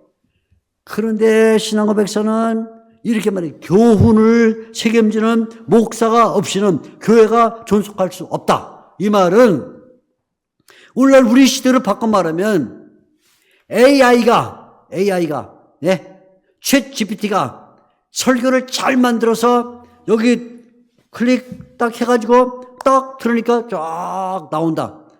교회가 안 된다 그 말이에요. 교회가 안 된다. 인격적인, 비록 흠이 있고 여러 면에서 문제가 일으킬 수 있는 그런 연약한 병이 걸릴 수도 있고 정신적으로 문제가 있을 수도 있고 공황장애를 일으킬 수도 있고 폐쇄 공포를 일으킬 수도 있고 아니 그런 문제가 있는 목사라도 인격적인 목사가 여기서 성경을 가지고 교훈을 책임지면서 가르칠 때 그때 그게 교회가 존속하는 길이다. 이걸 얼마나 중요하게 생각하는지 몰라요. 그래서 목사가 정식으로 청빙을 받고 직분을 신실하게 실행할 때 그 목사를 존경하고 청종해야 된다. 이게 가르침이에요. 비록 목사님이 이제 막 나이가 젊은 30대 이제 막 신학교 졸업해서 강사하고 싶고 그러는 목사 안수를 받은 분이라도 교회가 청빙을 정식으로 하고 정식으로 했어요. 그분이 와서 신실하게 예배도 인도하고 말씀도 준비하고 하면 그 목사가 비록 나이가 어리다 할지라도 혹시 그 목사님이 무슨 암투병을 하는 연약한 육체를 갖고 있더라도 정식으로 청빙을 받고 직분을 신실하게 실행할 때 그분을 존중하고 존경하고 청중해야 된다. 이거는 굉장한 말이에요. 굉장히. 그렇지 않으면 교회가 있을 수가 없다.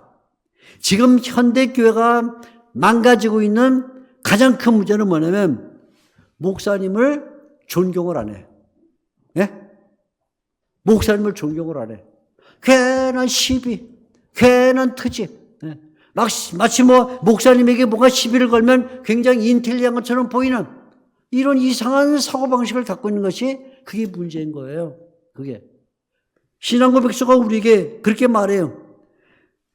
목사의 목회와 설교와 성례를 파괴하려는 모든 환상적인 시도를 배격한다. 이게 프랑스 신앙고백서예요. 목사가 와서 성도들을 살피고 목사가 와서 말씀을 전하고 목사가 세례와 성찬을 집내서 성례를 진행해야 되는데 성찬 뭐하러 필요해? 그까지 세례 안 받는다고 문제가 생겨. 아이고 설교국 들어야 돼. 우리끼리 그냥 기도해. 오늘 한 10시간 찬송 신나게 부르고 감동 진하게 받고 가면 되지. 설교가 필요해. 그거는 환상이래요. 환상. 좋아 보이지만 좋아 보이지 않는다. 그건 안 된다. 이렇게. 그걸 말해요. 그래서 반드시 목회자가 있어야 되는데 교회의 표지는 그래서 세 가지다. 교회의 표지. 하나님의 말씀의 선포. 그리고 주제 뭐예요? 치리가 뭐예요? 아까 말하는 이 교회 정치 속에 있는 것들을 받아들이고 그리고는 성례를 집행하는 것. 그것이 교회의 세 가지 표지다. 네. 첫째, 말씀의 선포, 치리에 대한 순종, 세 번째가 성례의 상위다. 이것이 없이는 교회가 있을 수 없다. 이것을 제대로 하기 위해서 결국 예수님이 세운 교회는 반드시 세 직분이 있어야 되는데 목사와 장로와 집사가 된다 그래요.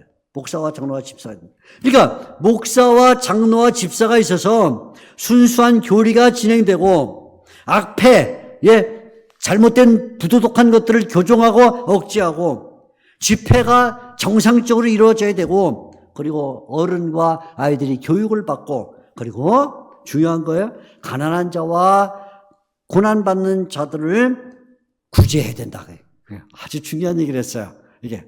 그러니까 우리 교회들이 이 프랑스 신앙고백서를 잘 알면 굉장히 변화가 생길 수 있는데, 순수한 교리가 진행되고, 우리 좀 이렇게 순수한 교리, 신앙고백서를 배워야 되고, 악패, 도덕적으로 잘못된 것들을 억제하고 교정해야 되고, 집회가 하나님의 이름으로 유지돼야 되고 교육을 받아야 되고 교육. 요즘 성도님들은 교육을 안 받으려고 그래요. 교육. 그래서 조금 교육하려고 그러면 벌써 시계 들어보고 목사님이.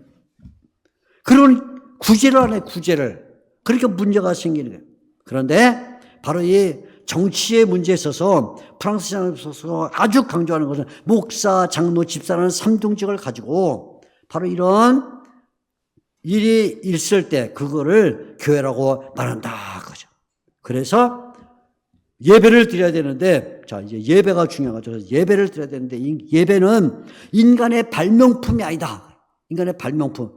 우리는 지금 현대교회 문제는 뭐냐면은 자꾸, 예배를 통해서 은혜를 끼치려고, 은혜. 그래서 뭐, 조명등도 달고, 촛불도 좀 켜고, 그래서 바람이 슉 불면 촛불이 흔들릴 때 마음이 찡하면서, 은혜가 오는가 보다.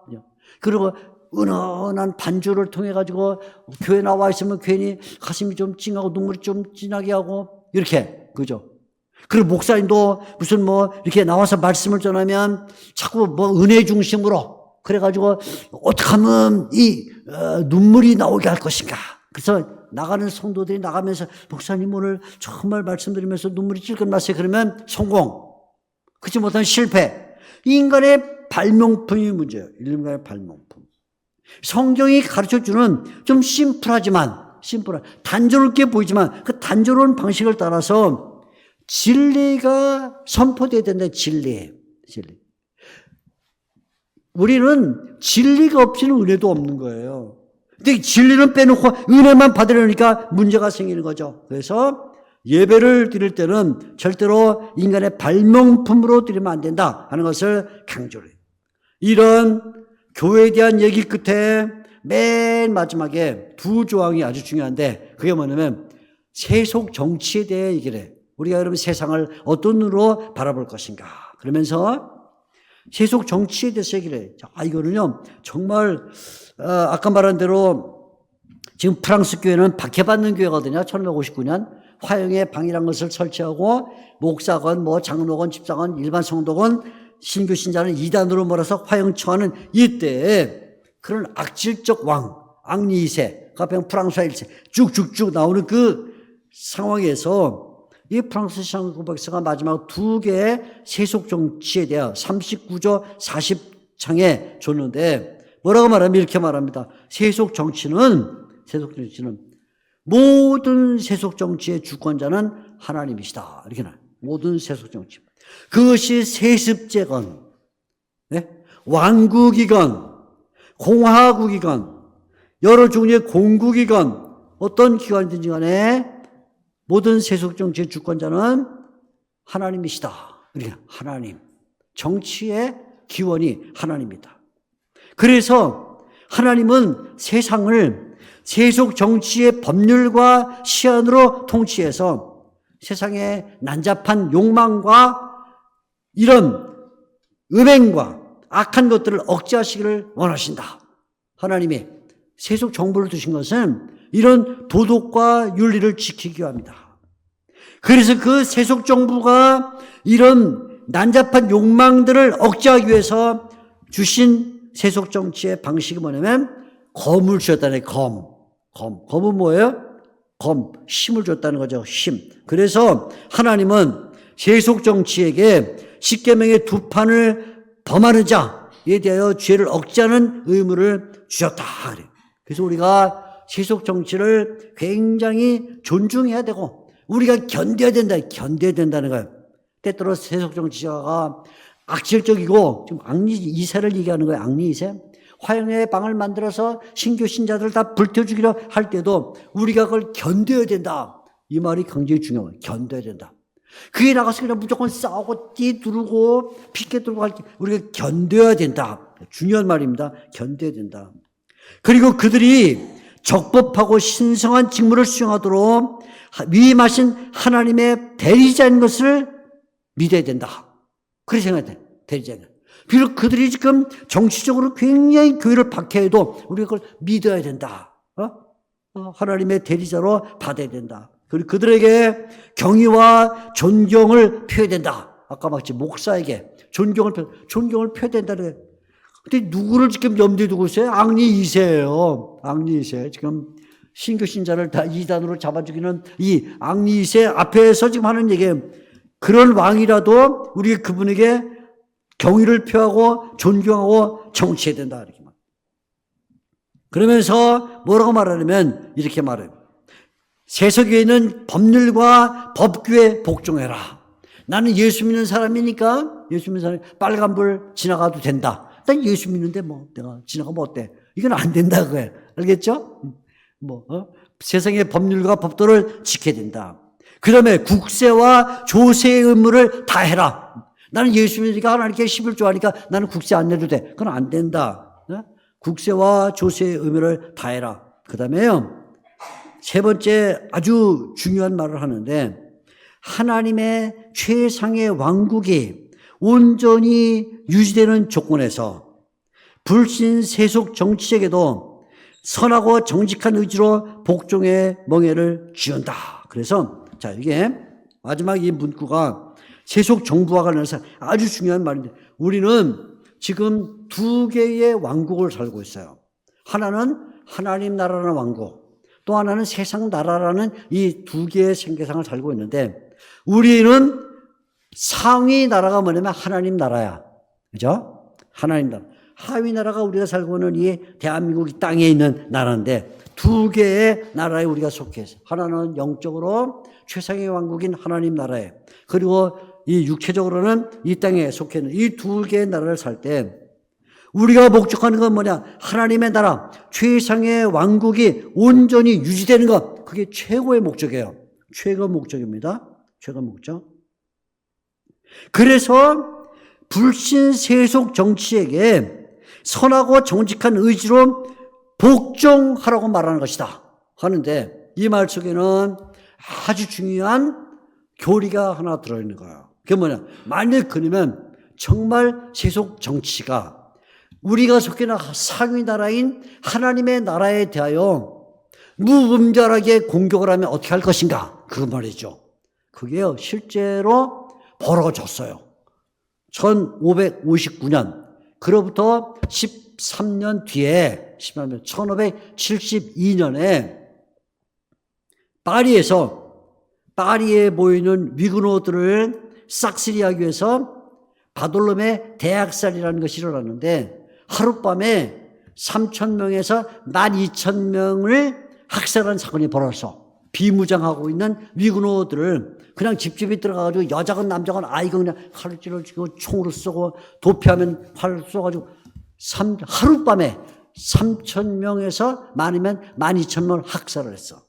그때 위그노의 지도자들, 특별히 제네바의 칼빈의 후예였던 데오도르 베자라는 사람이 그 사건을 보면서 데오도르 베자가 1571년 바로 전해 라호셸 7번째 그 총회 의장이었어요. 의장. 바로 이 프랑스 신앙고 백서를 공인된 신앙고 백서를 받은 그 대표적인 인물이 데오도르 베자인데 그 다음해에 바로 이 학살이 벌어졌을 때 데오도르 베자가 바로 이 마지막 문구를 보면서 하나님의 최상 왕국이 온전히 유지되는 조건에서 라고 말했는데 그 왕국을 무차별하게 학살하는 이들에 대하여 어떻게 할 것인가. 그래서 저항권이라는 걸 말했어요. 저항권. 근데 저항권은 저항을 하는데 그건 개인이 저항권을 갖는 것이 아니다. 이렇게 말해요. 개인이. 내가 나가 혼자서 물러가라 하면 안 되고 반드시 그 나라에 같은 정치를 하고 있는 신교 대표적 그 인물들, 귀족들 아니면 정치가들이 왕에게 그것을 저항해야 된다. 이렇게 말했어요. 그게. 그래서 일 개인에게 그냥 저항권을 들고 에이 그래 뭐 저 왕이 그때 이제 샤를르 9세라는 왕인데 지나갈 때 화살 갖고 있다가 저 왕을 죽였다. 3,000명을 팍 쏘면 안 되고 그런 저항은 안 되고 개인에게 저항권이 아니라 그는 반드시 정치하고 있는 기독교 신교의 그런 정치가들을 통해서 저항이 된다고는 저항에 대한 얘기를 했어요. 저항. 그러니까 우리가 오늘날도 굉장히 귀감이 되는 이야기입니다. 그래서 고백서는 무조건 세속 권위를 거부하는 자들은 안 된다. 공의의 질서를 전복하는 자들 안 된다. 이건 안 된다고 가르쳤어요. 프랑스 위그노들이 1559년 파리에서 개최한 제1차 총회에 바로 이 프랑스 신앙고 백서는 잘 알아야 돼. 이거는 박해 시대에 나온 것이다. 어떤 박해? 피로 얼룩진 박해 시대에 나왔고 가장 위험한 시대에 작성된 이 문서 때문에 이후에 많은 기독교 신자들이 실제로 이 때문에 이 신앙 고백서를 지키기 위해서 순교의 길을 갔어요. 순교를 갑니다. 예를 들어 어떤 기독교 신자가 산길을 가는데 혹시나 강도나 도적이나 만날 수 있으니까 검도 차고 총도 갖고 가다가 그만 경찰에게 체포를 당했어. 그러면 경찰에게 체포를 당할 때 만약에 자기가 갖고 있는 검이나 아니면 총을 사용해서 그 경찰을 제압하면 자기가 얼마든지 도망갈 수 있어. 무장을 하고 있는데도 불구하고 무장을 하고 있으니까. 그런데도 바로 이 신앙 고백서 때문에 그 무기를 활용하지 않고 순순히 체포를 당하고 그래서 결국은 화형을 당하는 길을 갔어요. 이 신앙 고백서를 받아들임으로써 수많은 신자들이 핏값을 치러야만 됐어요. 그러니까 이 프랑스 신앙 고백서는 문서가 아니고 뭐는 피예요. 피. 순교의 길을 간 피입니다. 그래서 우리가 이 프랑스 신앙 고백서를 통해서 오늘날 무엇을 믿어야 되는가, 정말 우리가 뭘 믿어야 되는가 하는 걸 선명하게 알아야 되고 동시에 기억해야 돼요. 이 신앙 고백서가 가치 있는 것은 순교를 감당했기 때문이다. 그러니까 우리가 믿음을 지키는 것은 피로 지키는 것이지 입술로 지키는 게 아니야. 아시죠? 우리는 순교의 정신을 갖고 믿음을 지키는 것이지 입술로 지키는 것이 아니다. 그래서 믿음은 피로 증명된다 하는 것을 가장 잘 보여준 고백서가 바로 이 프랑스 신앙 고백서다 하는 것을 마음에 담아야 되겠습니다. 앞으로 여러분이 이제 이런 신앙 고백서를 통해서 다른 신앙 고백서를 볼 때 더 발전된 그런 모양을 갖기를 바랍니다. 감사합니다. 수고하셨습니다.